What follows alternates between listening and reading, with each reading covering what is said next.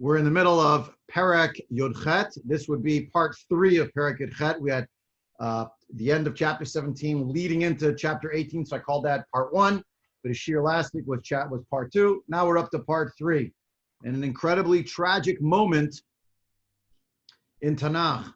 The rebellion of a son against his father, and the father's express instructions to make sure that his child should be taken care of with kid gloves. That's my expression. He didn't use that expression. He said, be careful of what you do to my son. Now, his son is actually the main rebel. 20,000 people have died on the battlefield as a result of this rebellion. Everything is in disarray. And we open up on page, in the Koren Tanakh, page 388. We learned that as part of the war that's going on, which is some kind of civil war, essentially, it's an insurrection, the forces of David, which have the captains of the hundreds, captains of the thousands, are going up against all these other people who are the followers of Absalom, that many of the people died in the field on account of the reality of the forest. I saw in one place, one commentator pointed out that in the forest, the advantage of greater numbers is mitigated by the fact that everything's so entangled, as opposed to an open battlefield. Most wars in antiquity were prosecuted on an open battlefield. They had certain martial laws, essentially, etiquette, protocols, and here they're all mixed up. They're jumbled. You could say they're entangled in the forest. And so that image of the entangled in the forest leads us to Pasuk Tet, Vayikare Avshalom lifnei Avdei David v'Avshalom rochev al hapered vayavo hapered tachat shovech ha'ila agdola v'chazak v'shov ha'ila vayutan bein hashamayim uvein haaretz v'hapered asher tachtav avar. Again, on chapter 18, verse 9, I just read now, Shmuel Bet. So you can look that up, and if you want to see it on our, I used the Koren Tanakh, so page 388 in that edition. The idea that he was riding on a mule, the fact that the mule, the pered, was considered the vehicle for royalty. You see this a few other times. If you flip back in chapter, I want to say maybe I think murder of Absalom of Amnon.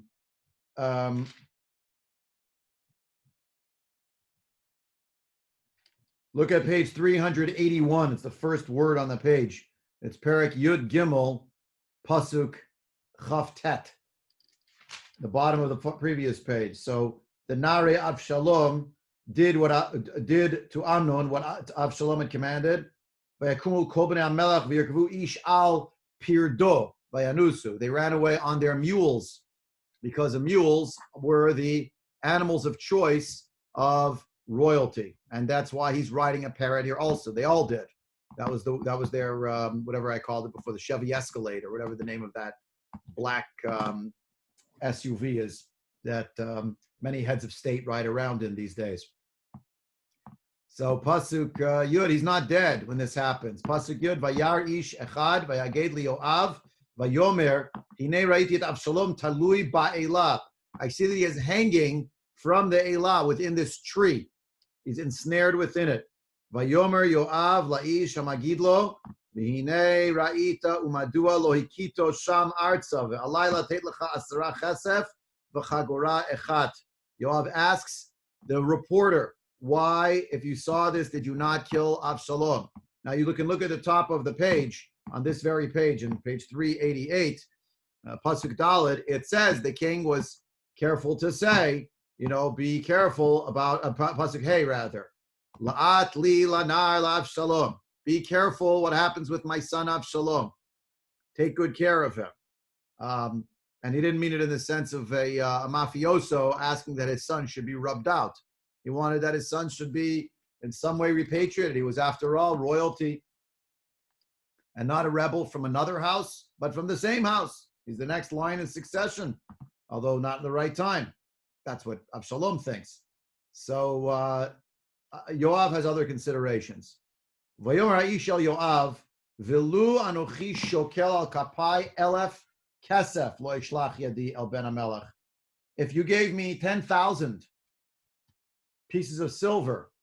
You know, you hit me up with thousands and thousands of dollars. A suitcase filled with cash. I'm still not going to deviate from what I have a loyalty to the king and the king's word, and the king is David. And precisely, Rabbi, what does the 10 pieces of silver in the belt mean in the previous pasuk? It sounds like he's giving in him 11. He's giving him some kind of compensation, and the chagora echat is some kind of a like a medal. He's going to get like a promotion of some sort. Was this done in a lot of different cases? I don't know. Okay. I don't know, but obviously, you know, what's his name? Yoav realized he has to sweeten the deal, right? So he tells him, "Hey, let me help you. I'm gonna throw you something, you know, in addition." And this is not something that the man is willing to agree to do. Doesn't want to let that happen. Why? Because they'll be seen as the guy who took down the crown prince. That can't end well for him. In high tension. So what happens instead? Yoav goes himself. But he said, but by the way, before that, we have the reminder. Lo ishlach Yediel ben Amelch in verse 12 in the middle. Kiva ozneinu tziva melech otcha bet Avishai bet Itai lemor shimru mi vanar be'Avshalom. We all heard it. We all know what was said. And what was said is, don't harm my son. We all heard it. So, I mean, I'm not going to countermand that. I'm not going against the king. It was an express command, by the way, to you and to your brothers, meaning the chiefs of staff. So we're not going to violate what he said. Although Yoav, of course, is going to violate. Well, we'll come to that in a minute. Pasuk Yud Gimel. Asiti v'nafshi sheker. It'll be treachery. So I'm just not gonna do this. You know, the king's gonna find out, and I'm gonna get killed. And that's you're just gonna stand by while that happens. That's not gonna happen. So what happens? Yoav basically says, all right, you're right. Why am I giving my dirty work over to someone else? Going to go do it myself. So here we learn he took shlosha shvatim, not tribes, but staffs. Shivtecha umishantecha himenachamuni. Your staff and your rod, they comfort me. Shevet. The scepter, in this case, a staff or a rod. And what happens? He finds where this could not have been far away. It's not a long distance, it would seem. And he shows up himself. And we have a very gruesome description of what he does, almost as if the Havdol, the camera speed has slowed to the point where you're seeing frame by frame in slow motion. The Navi wants to draw out what happened to Avshalom. But he came, believe Avshalom, udenu chai believe ha'ilab. So he stabbed 3 times in his heart with these three staffs. Then vayasobu asara ne'arim nosei klei Yoav vayakur Avshalom v'imituhu. So they have these other 10 who are around. They're the helpers, the soldiers under Yoav. They're the arms bearers, and they kill Avshalom. They're the ones who finish the deed. Why so many people to do it? Why couldn't Yoav just finish the job? What do you think? Unmute yourself if you want to tell me. If you have an idea. So he wouldn't be blamed. Yeah. Haven't you ever heard of this play that the Bard was going to write like many, many centuries later about an event that transpired in, 44 BCE? When a certain Julius Caesar was killed by a band of people at the same time? Why do they all have to have their hands in it? Because nobody's guilty when everybody's guilty. We do that. Abdullah, but where do you think Shakespeare got the idea from? He got all his ideas in the same place. Sorry, go ahead. I'm sorry. No, we do that with corporal punishment. When Yeah. we kill somebody, 10 people shoot him, Right. or 4 Right. people put poison in there. Right. Or in the terms of mitat beitin, that's what skila is. It's all the people at the same time. Yada edim tiebol barishona, but then other people have to participate. So indeed, a lot of different people are involved. Now this is pretty extrajudicial, but then again, they're involved in what they could refer to from a political perspective, what Michael Walzer calls in his book, not Exodus, the one about war. Name escapes me now. Michael Walzer, a professor at Princeton, has a book about the rules, the ethics, or the lack of ethics in war, and the morality issues that come up in war, and refers to something called supreme emergency, where all bets are off and things happen that otherwise not allowed to happen because of the supreme emergency. So, for instance, he argues that that's the carpet bombing of Dresden and all sorts of other cities in Germany, supreme emergency. He didn't give any biblical examples, but I would say here, Avshalom can be brought to trial? No way, he can't be brought to trial. And Yoav is on the battlefield, and here he's got him. He's attached somehow to a tree. His head is stuck in the tree. Maybe his legs are kicking out, and he's holding on.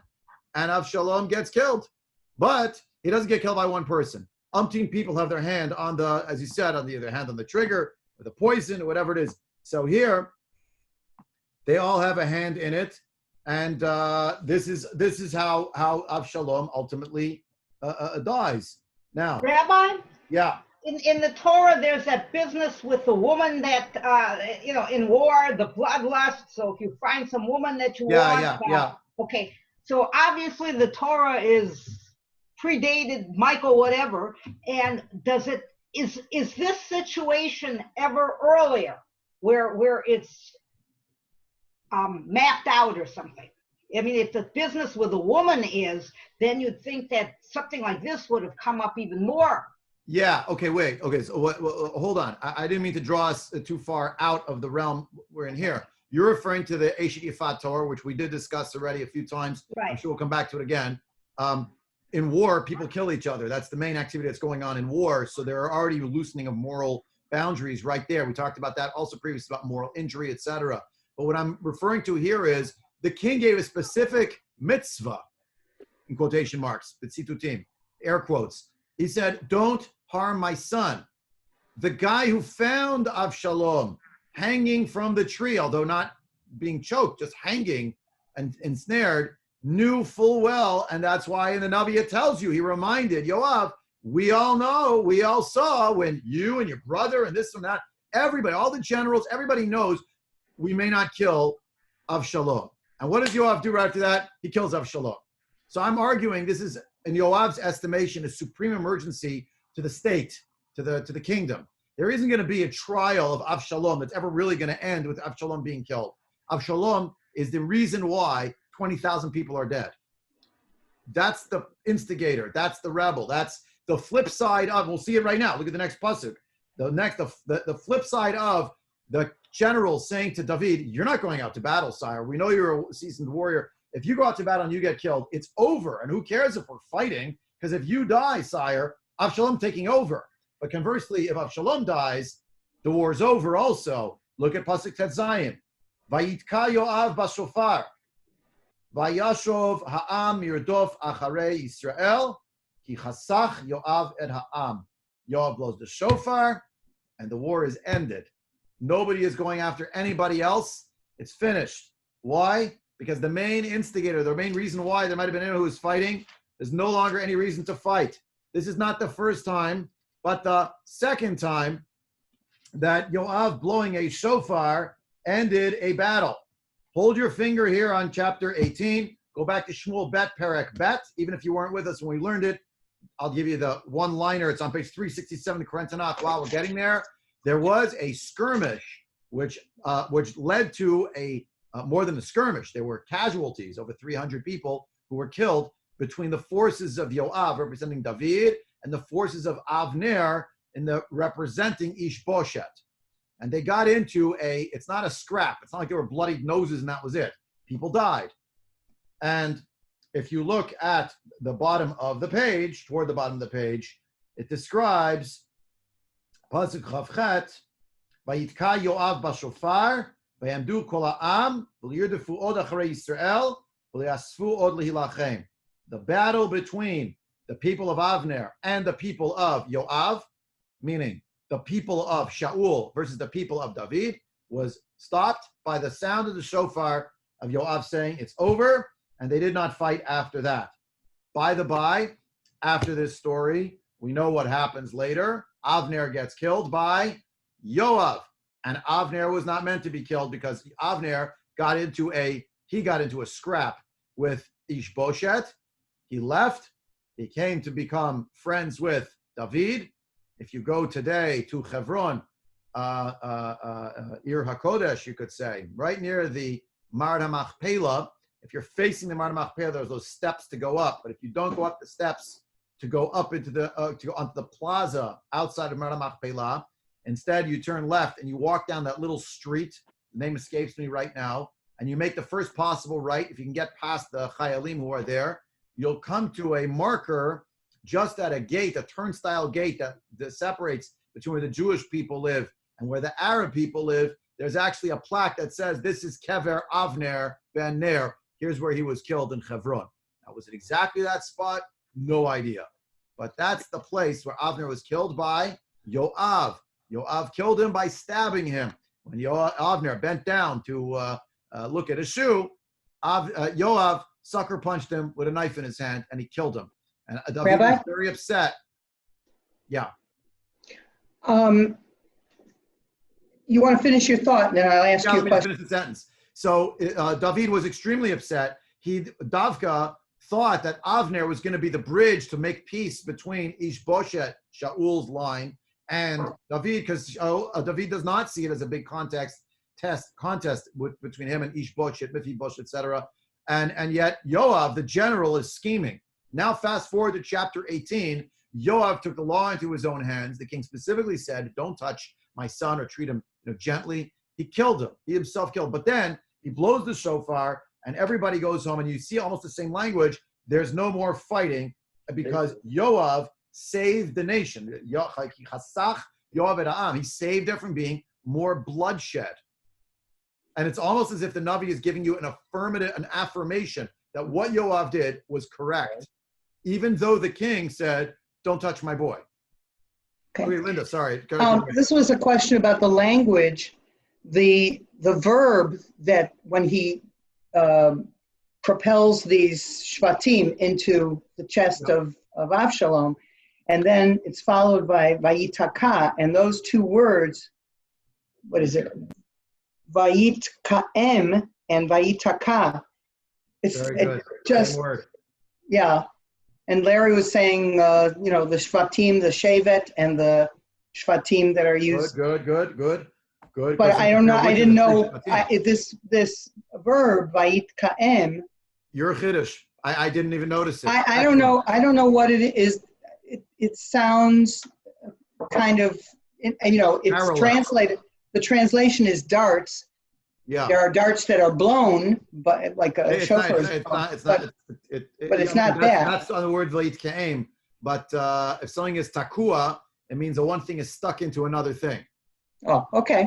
I mean, that's the general idea. I guess that's why Koren, it's an interpretation, had to talk about darts, but a shevet is actually davka, some kind of a staff. Yeah. Specifically.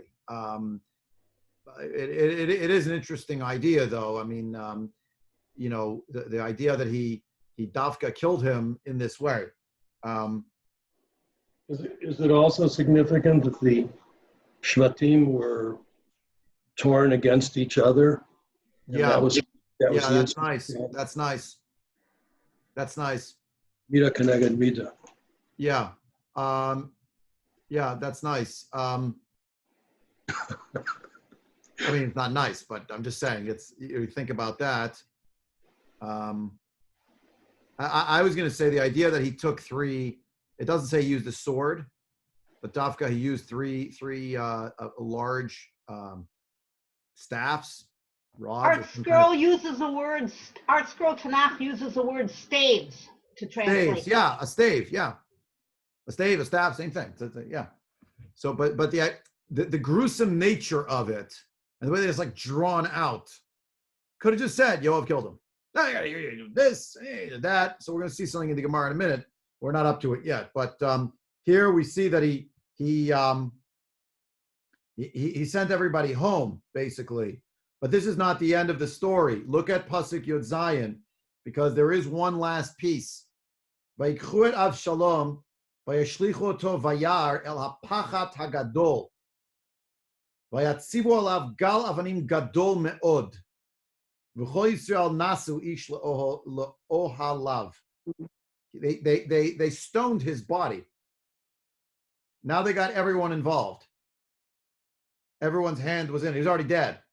But the denigration of the body of Avshalom for all of the bloodshed that he was responsible for, the throwing of a heap within a forest into a great pit, and they are throwing rocks and rocks and rocks, a big pile of rocks, and then everyone ran home. They escaped. They got away. There's no reason to stick around. Avshalom lakach. Vayatzev lo v'chayav. This must be retrospective since he's already dead. V'avshalom lakach vayatzev lo v'chayav et matzevet asher be'emek hamelach ki amar ein livein ba'avur hiskir shemi vayikra la matzevet al shemo vayikarei la yad Avshalom ad hayom hazeh. In his lifetime, the Navi tells us, Avshalom made himself a monument in the Valley of the King. The Valley of the King is Nachal Kidron. You can go today, right outside of Ir David, to a monument, an obelisk, a little structure. It's called Yad Avshalom. I can tell you from what I know about it, it was not the one that was actually built by Avshalom. It was built sometime in the Second Temple period. Whether it was built on top of the site that he himself had originally built it on, I couldn't say. But we know that from the construction and from what I've read about it, it is a Second Temple period construct. And it was built and called Yad Avshalom simply because it's described right here in Tanakh. Sorry to disappoint. But also it's curious that it says here that he made for himself this monument. It says, because he says, I don't have a son who will remember my name. My legacy will be wiped out. Now, this is curious because when you turn back a few chapters to chapter 14, you'll notice that it actually says in verse 27, page 382, verse 27, it's chapter 14, verse 27, I'm sorry. Vayivaldu Avshalom shlosha banim, uvat achat ushma Tamar, hi hayta isha yifat mar'eh. It says directly that he had children, 4 children, 3 sons, and then he had a daughter. And then he named the daughter for his sister, his disgraced sister, if you will, his violated sister, in her own lifetime. Oddly enough, right? So there are different theories about what this means.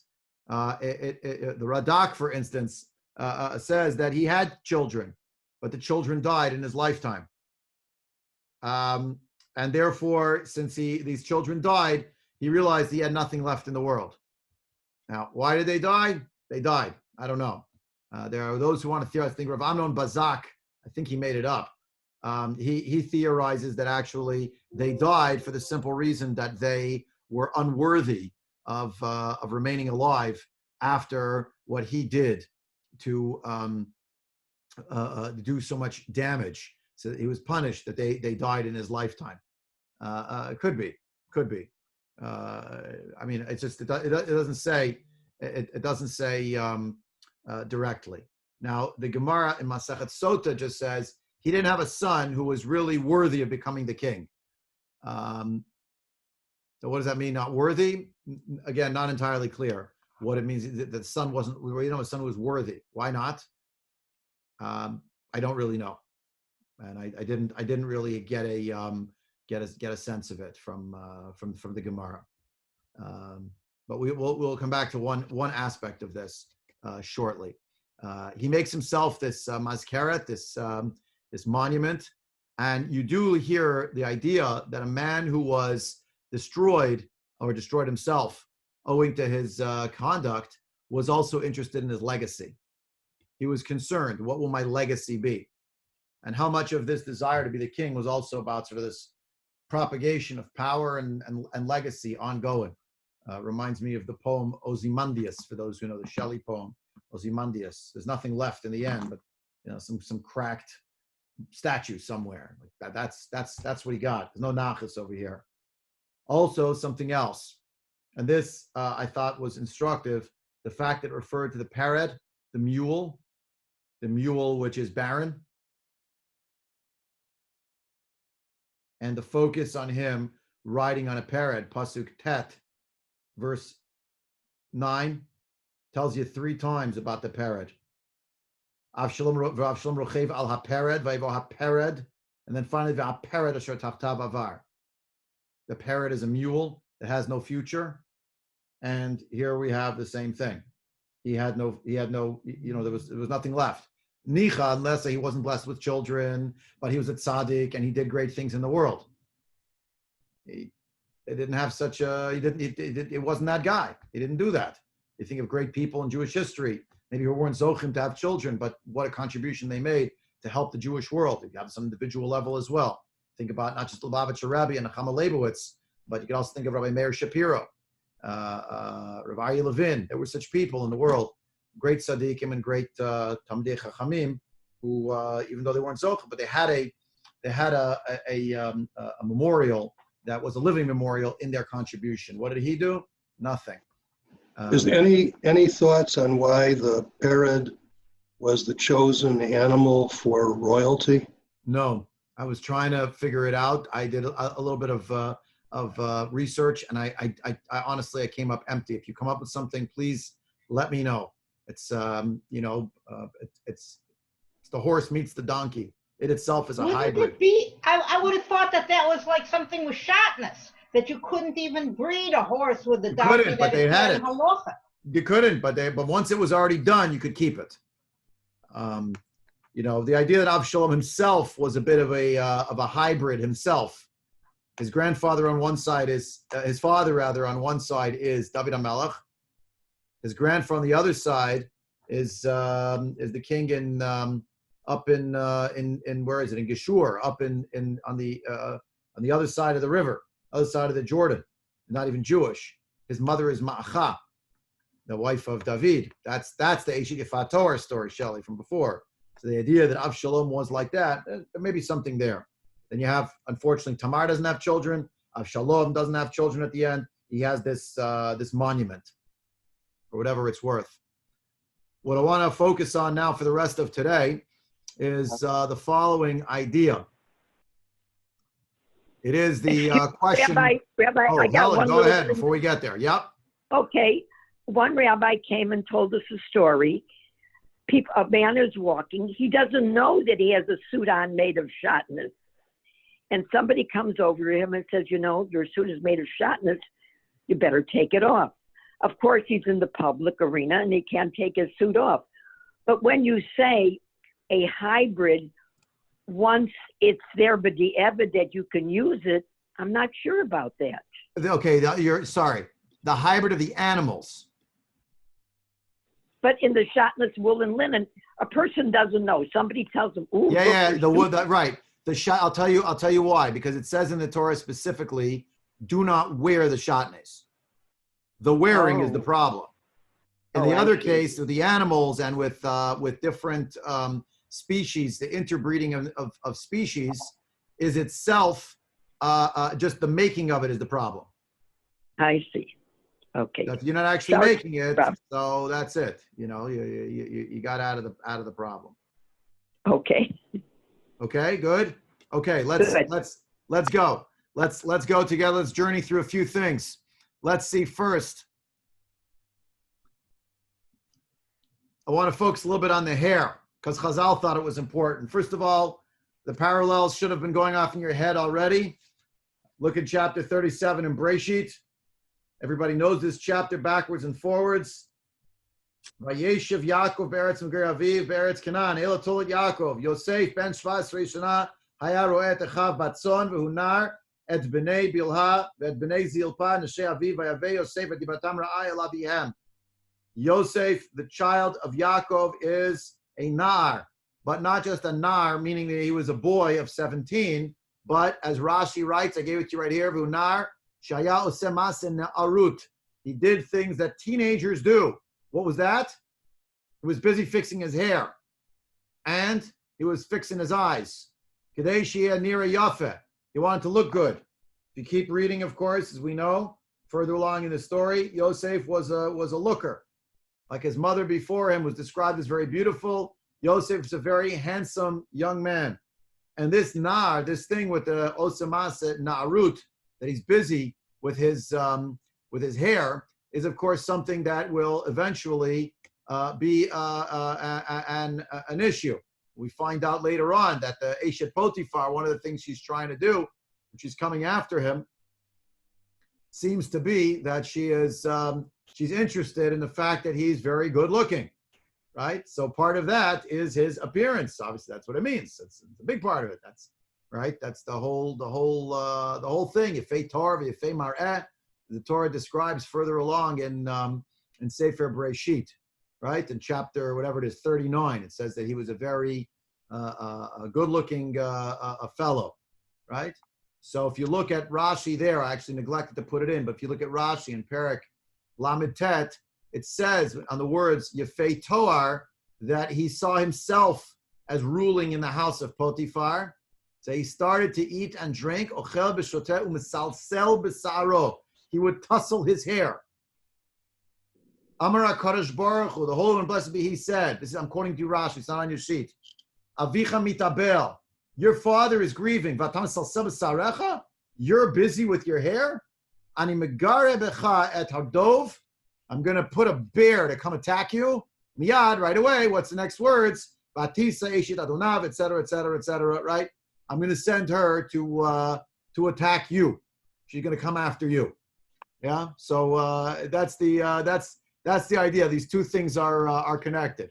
So there you have it. That it's happening before your eyes. He's seeing he's busy with the hair. Here, I gave it to you here. I just found it. I put it in. The benefit of Zoom. I can make the source sheet as we're going. Unbelievable. Okay, but you see it here, yeah? She saw he's doing things back and forth. What's the story with Avshalom? Chapter 14 again, verse 25. In Shmuel Bet, you can find it on page 382. 382. Chapter 14. Avshalom lo haya ish yafeh b'chol Yisrael lahalel me'od mikaf raglo v'ad kod kodo, from the tip of his foot, from his toes and his foot itself, v'ad kod kodo, until the top of his head. Lo haya bo mum, he had no mum, there was no blemish in him.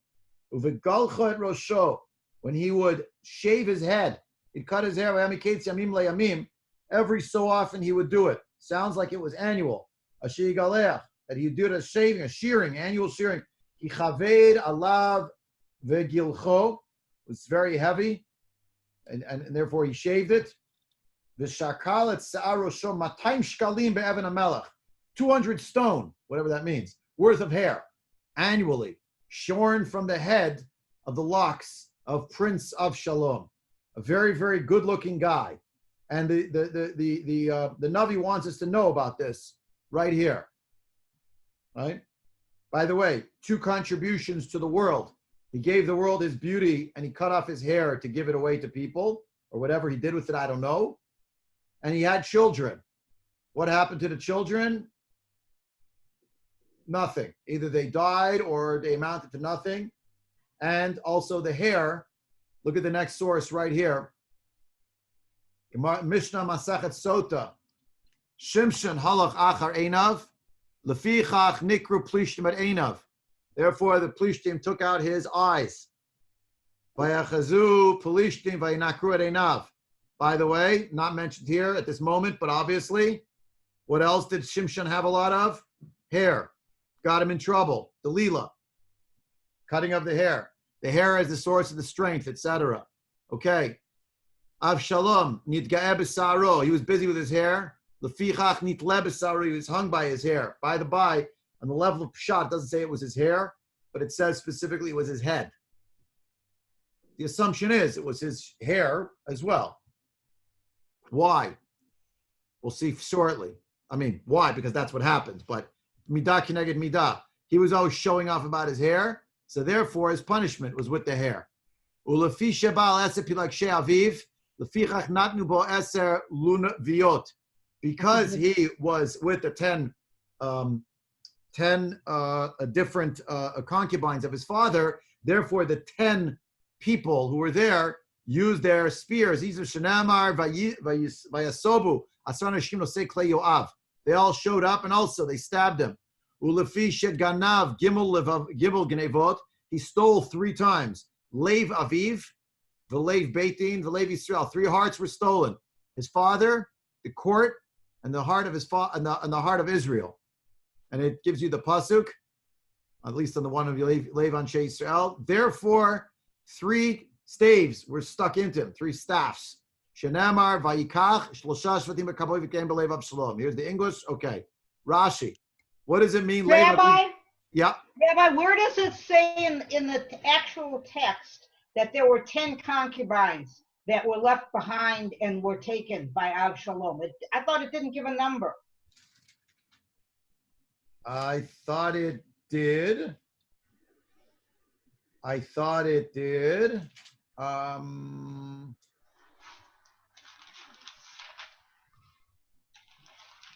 Yeah, you're right. When Achitofel says it in chapter 16, it doesn't say the number. But when David leaves, hold on, when David leaves, does it say the number?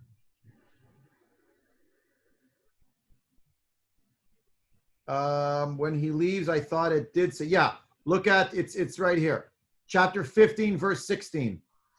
Perak Tedvav, Pasuk Ted Zayin. Vayitzam elav v'chol beito b'raglav, vayazov hamelech et eser nashim pilak shum mishmor habayit. 10 as against 10.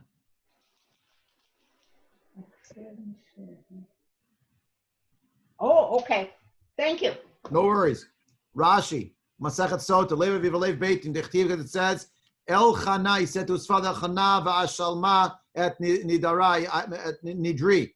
I have to fulfill my vow. That's what Avshalom told his father about why it was that he had to just go down to Hebron. Of course, they were already in Yerushalayim, so he was going to Hebron. Going to Hebron to become the king. Uchtiv et Avshalom alchu 200 ish kruim v'holchim litumam. 200 invited dignitaries accompanied him, and they went naively. And it says Rashi, in Masachet Sota of Yerushalmi, they were actually kruim David. They were actually told by David to go. Sha'al yedei mitzvat David halchu imo. David himself did not go with Avshalom, but he sent these men with him. So Amar lo, ktov li she'elchu imi otan shnayim she'evchar. Right, so let these 2 go with me, who I will choose. V'katavlo v'amar chotamo shel David lishnayim v'holchim acharav v'chein lishnayim acherim ad shekinsem matayim.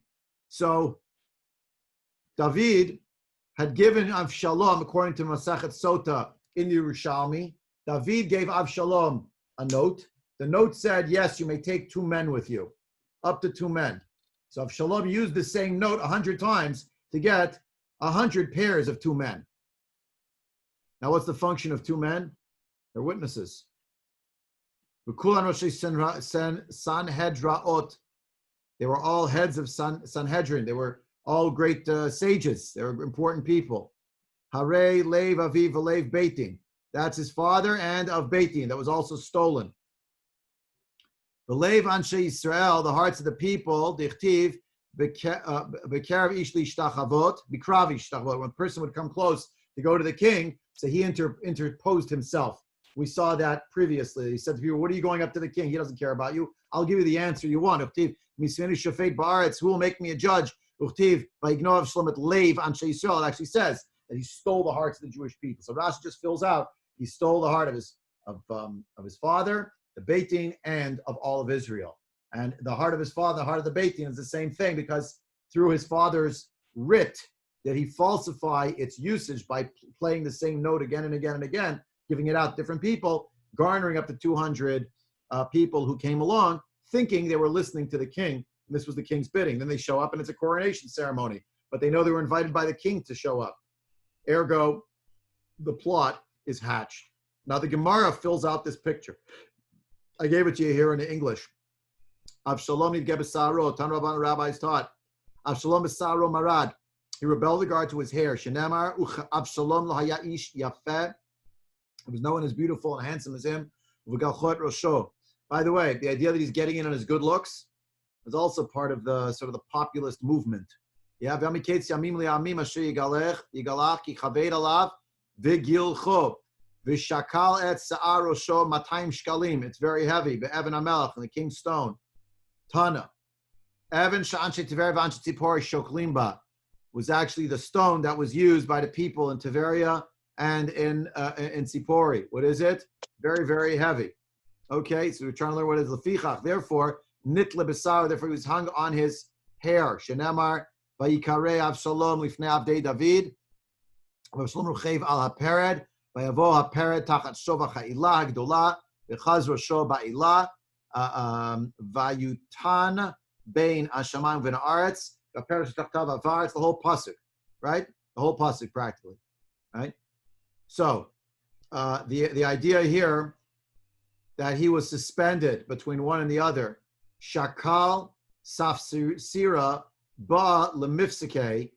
He took a sword and he was trying to cut his hair down so he could save himself. Tana devei Rabbi Yishmael ba'ota sha'a nivka she'ol mitachtav. The ground opened up and you could see right down into Gehenna. Right? Now, I mentioned this already last year. I'm sorry, I didn't give you the sources from last time again, but last time we actually learned there were some parallels here between the rebellion of Avshalom and the rebellion of Korach. And I mentioned the idea of seeing things but not seeing things clearly. Well, I think it's not accidental that here, the Gemara, at least from Chazal's perspective, Avshalom has the ground open up below him. He doesn't fall in, but the ground is opened up, just like happens with Korach. And I think this is also correct because it mentions here that the people, the 200, are Anashim Kruim. There are Roshe Sanhedraot. And in the story of Korach, there are 250 Kriyei Moed Anshe Shem, also defined as Anashim Kruim. And their number, okay, not 200, but 250. But again, it's like Chazal want to draw a symmetry between the two, rebellion and rebellion, seeing and not seeing, vision occluded, not appreciating what's going to happen, trying to force the hand of something, of a playbook that you think you already know, which is not really correct. But I think these parallels are here. And I think there's something for us to consider about the way in which this rebellion had certain markings of the rebellion of Korach. Obviously, it wasn't the same, but it's never exactly the same. But that Chazal, I think, want to draw a certain link. Again, the fact that there's a symmetry, 200, 250 Roshei Sanhedraot, they're drawn along. They have a different motive, at least initially, than the actual person of the rebel. That the rebel himself has a vision of the future that is not. We saw last time Rashi, Korach. What did he see to do this craziness? He was a pikech. He was a wise and smart person. Korach. Why did he do it? Eino hita'ato. His eye confused him, caused him to make a mistake. What was that? He saw that a great man, Shmuel, was going to come from him. He didn't realize that didn't mean that he's going to usurp power now. Avshalom might have been in line, probably wasn't really, but had ideas that he ought to be the next one in line to become the king, and it wasn't happening fast enough, and his father was old hat and needed to be removed for the good of the Jewish people. He didn't have a bone of gaiva in his own body.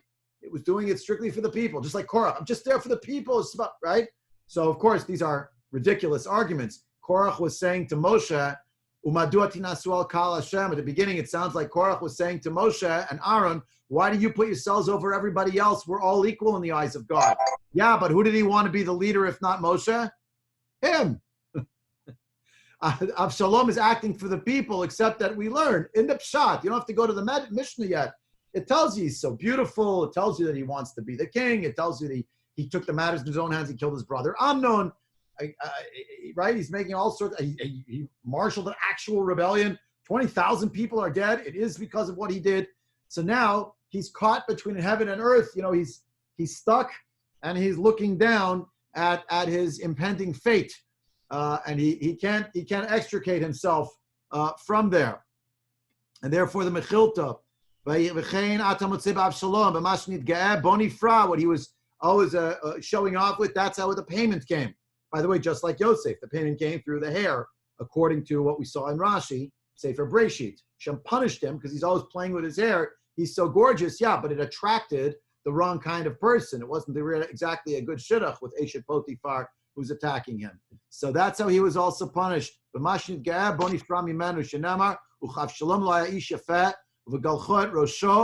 Yehuda Omer, Nazir Olam Haya. Actually, Avshalom was a pious man. He was a Nazir. But every year, he cut off his hair. It was after 40 years. And then it says, Neder Nadar Abducha B'Shivti Begimel. When I was 3 years away with Melech Gishur, so I took these oaths. And the oaths were that when I'm saved, I'm going to go give korbanot in Hebron. I'm going to go over there now. I got to take care of it. And what's the net? It has to do with Nazirut. Right? He grew his hair long while he was in prison. Why was he in prison? It means that he was living away up north. Why? Because it's something terrible that he did. So then he said, I have to go cut that's why he's cutting his hair, a year over year. Now, was he a Nazir before? That's what Nazir Olam means. Means actually he was a Nazir probably from an earlier period of time. But he used the hair. It wasn't a symbol of piety. It was a symbol of his aesthetic prowess, I would say. Rabbi Yosef Glid Omer, Nazir Yamim Haya. He was not always a Nazir. It was temporary. Every 30 days he got a haircut. From days to days, he reads it more directly as days referring to a month. Yerach Yamim. Rabbi Omer, Rabbi Yehuda Nasi disagrees. He says, Kol Erev Shabbat Magaleach. He would shave every Friday. How do you have 200 so much hair? So I guess it must mean in chapter 14, the aggregate of all the hair from year to year was that much. Couldn't have grown that much in a week. They had their haircut every Erev Shabbos. Mahaya besofo. Vayikrav Shalom lifnei David, Avdei David, Vav Rochev ala Pered. All right, so what's the end of him? He's stuck in the thicket of his hair. Turn with me to Sefer Bamidbar to see the juxtaposition of some interesting things about hair. We know about the Nazir and hair. It's in Parshat Naso. If you turn back to Parshat Naso, you will see it on page 164. 164, chapter 6.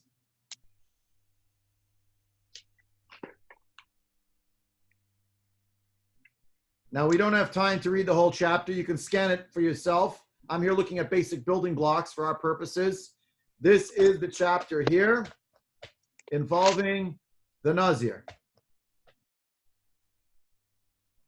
Everyone sees this, yeah?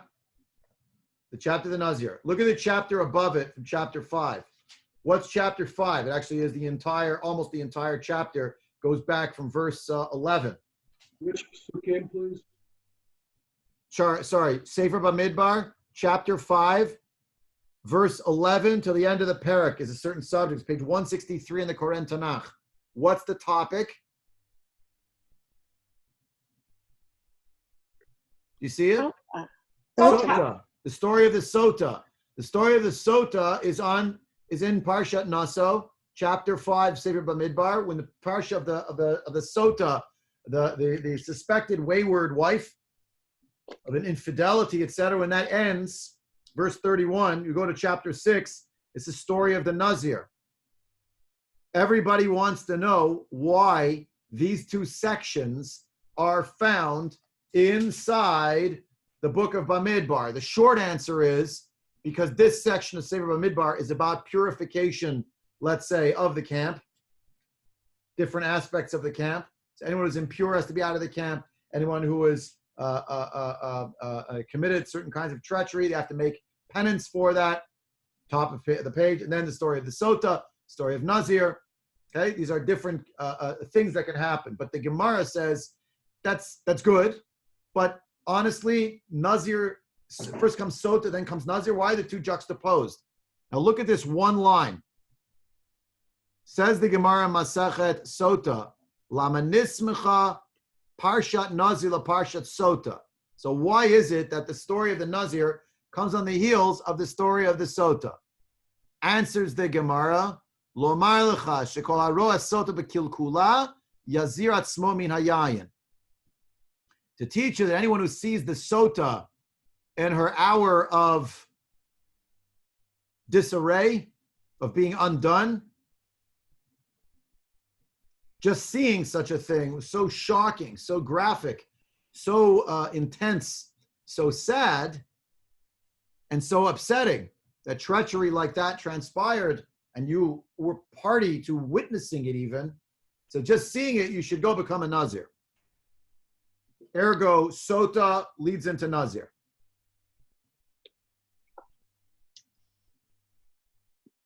Rabbi, it's not necessarily good to become a Nazir. I mean, Not it's necessarily not good at all. necessarily a pious act. It may be Not too necessarily. much. Not necessarily. But my point right now is regarding regardless of the merits or demerits of it as a phenomenon, the fact is that the Gemara wants you to know that the reason why the two parshiot are juxtaposed one with the other is that one of the reasons why a person ought to become a Nazir, something that might cause it to happen. It's not stop, person wakes in the morning, I should just be a Nazir. According to the Gemara, this Gemara at least, this should be a reaction to seeing the Sota B'Kil Kula. It's a counter reaction to seeing a great moment of a sad, tragic, by great I mean intense moment of pain, of trauma, and the net reaction should be, I'm becoming a Nazir as a result of this. Which begs the question, if this link is correct at all, then what's with Avshalom being a Nazir? Mhm. What did he see? What did he witness that caused him to say, oh my goodness, I have to become a Nazir? What was the rape of Sota that Tamar? he saw? What? The rape of Tamar? Could be the rape of Tamar. As a result of that, he said, you know what, I'm withdrawing from everything and I'm going to become a Nazir. Could be. Look with me at the Gemara Masechet Sukkah. We've already learned it a few times, but I come back to this Gemara to mine it yet again. And after we read this Gemara, hopefully it will fall into place what I'm driving at, because I know all this seems like, okay, Rabbi, we're talking about Avshalom. So he was a Nazir, wasn't a Nazir. Nazir, Sota. Look at this Gemara over here. This talks about the ceremony on Sukkot called the Simchat Beit HaShoeva, which involved this 15 steps that go up from what's called the Ezrat Nashim up to the Azar, to the temple courtyard. There were 15 steps. There are 15 Shir Hamalot songs of ascents that we have in Tehillim. Each one for what was for another of the steps that went from one to the other. They would sing on it, play instruments, etc. Amar le Rav Chizda lahav midrabanan. Davakamesara Agarata Kameh. Rav Chizda said to one of the sages who was arranging Agarata, who was putting it together, he said, Amar le Shmi alach hanach meishrei malot kineged mi amaram David. Why did David say 15 songs of ascent?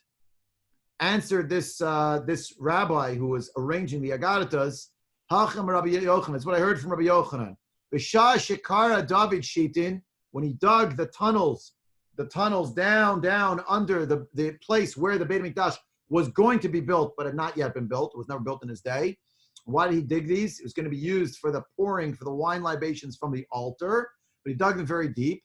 Says the Gemara, Kafa tehoma ubay lemishtafa alma. He breached the deep, and the deep sought to overtake the entire world. It was going to flood everything and destroy the world. There was almost a flood, a great deluge in the time of David. Amar David, Chamesh Ma'alot v'horidan. So David said the 15th song of ascents, and we said 15th song of ascents, they went down. The question is, Ma'alot, Yordot mibayile. If that's true, then it should be the 16 songs of descent, not of ascent. Amar le. Hoil v'idkartan milta hachi itmar. Okay, since you brought it up, let me explain this to you. Since you you mentioned it this way. Let me tell you the whole backstory about why it's 15 songs of ascent, not of descent, even though it means that David said the 15 songs and it caused it to go down. It's a very mysterious story. Bishah Shikara David Shitin. Here's the backstory of the backstory. Kafa Tahoma Ba Lemishtafa Alma. The world was going to be overrun by having breached something deep that should have been left sealed and off limits. David touched it. He has journeyed to the center of the earth. Lahavdil, he made a mistake. He went too deep. He shouldn't have gone so deep. Amar David. David said, Mi'ika diyada ishai lemichtav shem achasba v'nashdi betahoma umanach. Does anybody here know, ask David, does anybody know if I can write the name of God, the ineffable name of God, onto some kind of a piece of pottery, a broken piece of pottery? Let's throw it into the deep and it will quell it. Leka de Kamar Mide. Nobody spoke. Amar David. We saw this Gemara very recently. The Gemara, the version of this Gemara in Masachet Makot. It's the same Gemara, but there it was told for another reason. Kol diyad l'meim reina omer yechanek bigrono. We saw it in the Gemara in Masachet Makot where this story is told, where this was the focus of the story about Achitophel. But here the focus is on David. Nasa Achitophel kal v'chomer ba'atzmo. What did Achitophel do? He made a kal v'chomer for himself. Uma lasot shalom ben ish l'ishto amra Torah. If to make peace between a husband and his suspected wayward wife, the Torah says, Shemi shenichta b'kedusha imache el hamayim. You know where this is from. This is the story of the Sota. In the story of the Sota for the uninitiated, if you go back to chapter 5, you'll see it describes that they're writing something down, a curse. It's going to be written down. The Gemara describes how it's done, a piece of pottery. They write on a scroll, rather, not a pottery, but a scroll. They write the name of Hashem. They write various curses. They put it in water, and the water dissolves it, and then she drinks it. That's the Mayim Ma'arim. So if that's correct, if that's permissible, Sachitofel, doing peace between a husband and a wife, so if it's going to make peace between for the whole world, so all the more so we have to do that. Amarle told him, sorry, it's permissible. Achitophel gave the heter to David to do this. Katav Shem Achaspa v'Shadi l'Tahoma. He wrote the name on a piece of pottery and he threw it down into the deep. V'Nachi Tahoma Shitza Alfa Garmide. And then the water went down 16 lengths, and it went down into the deep. So it's so far down, 16,000 amot into the deep. Couldn't get any water anymore. Kichazi the Nachi Tuva went too far down. Amar said David, Kama de midlate fei mirtov alma. All right. So I got to bring it a little bit closer up, be a little closer. Amach meshimalot va'aske chamesar alfe garmide v'ukme ba'alfe garmide. Therefore, what did David do? He said, I'm going to sing this 15 song of ascents. To the 15 songs, and what is ascending?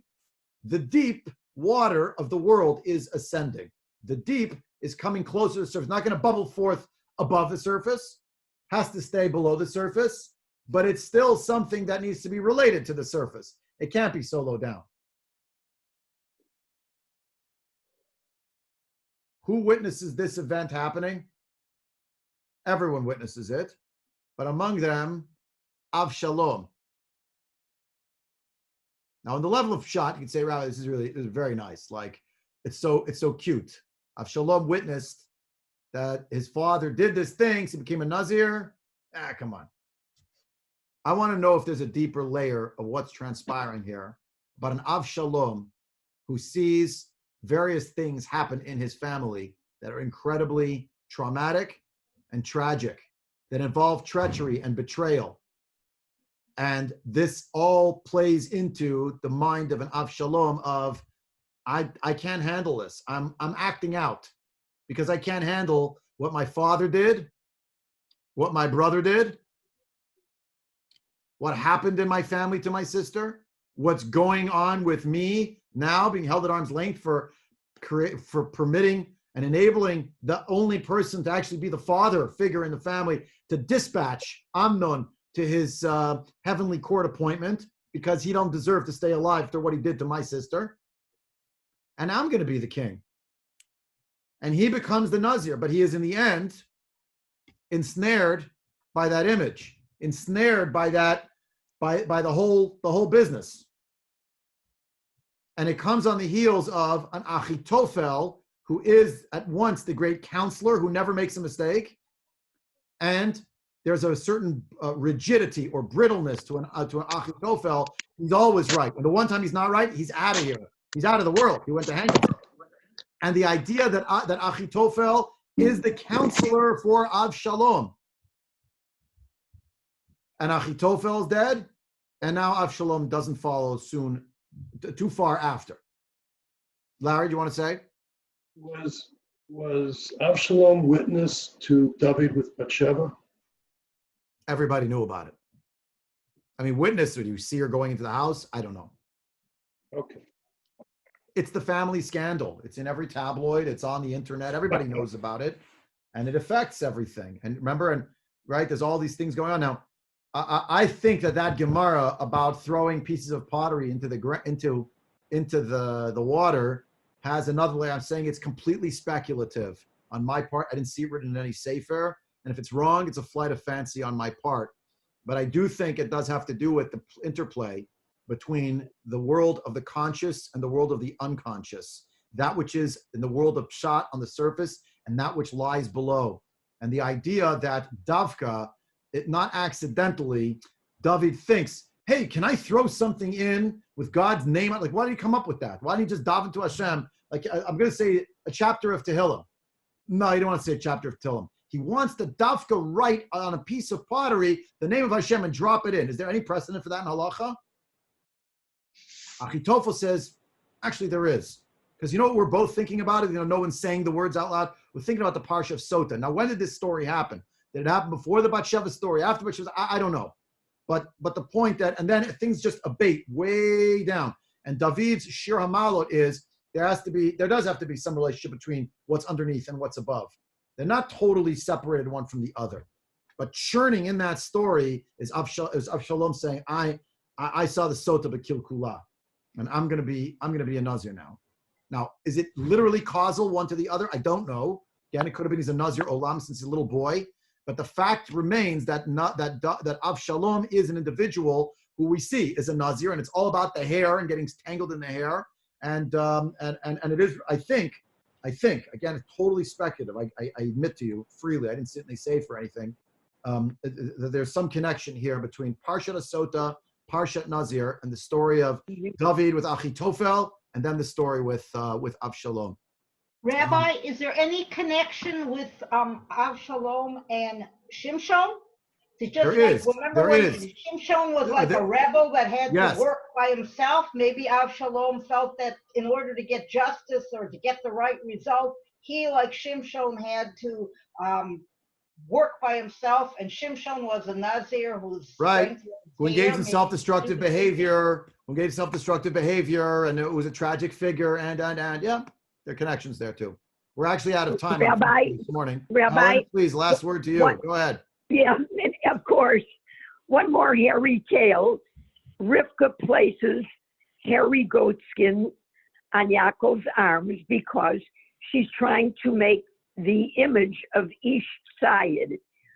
So when we think about hair, we give this kind of perception of kind of a macho kind of person. Could be. So this is a hairy tale. Yeah, it is indeed. Thank you. Thank you for that. We're basically out of time. I think, Larry or Linda, do you have your hand up? You want to say something? No. Okay, pass. Okay. Thank you very much, everyone, for joining. We will have a shiur next week. That's affirmative. Yes, we will. So please join. Whoever's fasting is fasting. Whoever's not fasting is not fasting. But please join next week. Same time, same channel. Looking forward.